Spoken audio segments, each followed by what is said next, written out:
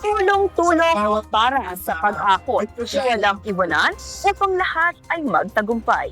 Kaya naman, ginanap ngayon sa Subic Gymnasium ang isang mini press conference katuwang ang DSWD at Economic Policy Advisors upang talakayin ang usapin patungkol sa pagbibigay puhunan sa PORFIS beneficiaries.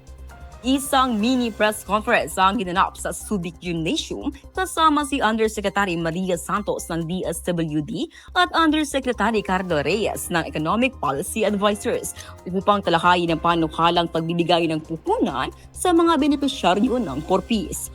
Layunin ng programa na magbigay ng pangmatagalang tulong sa mahigit 4 na milyong pamilyang kabilang sa Pantawid Pamilyang Pilipino program sa pamamagitan ng pagsuporta sa maliit na kabuhayan.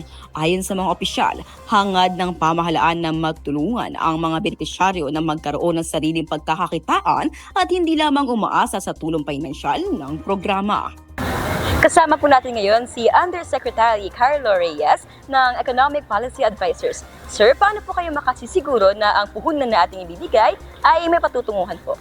Okay, kagaya ng nabanggit natin sa mga una nating press con, actually mahirap talagang kontrolin kung paano natin masisigurado na gagamitin nila sa tama yung pondo.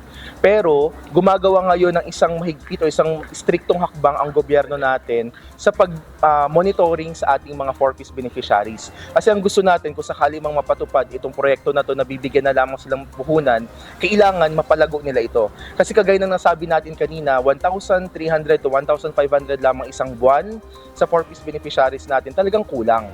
Pero sa pamamagitan ng gagawin nating isang monitoring tool, tiyak or sabihin na natin masisiguro natin na may patutunguhan talaga yung budget na ibibigay at hindi lang may patutunguhan kundi talagang mapapalago nila. Mula sa himpilang maghahatid ng impormasyong pangmalakasan, ako si Melchora Aquino para sa Balitang para sa Masa na nagsasabing laging ligtas ang laging may alam.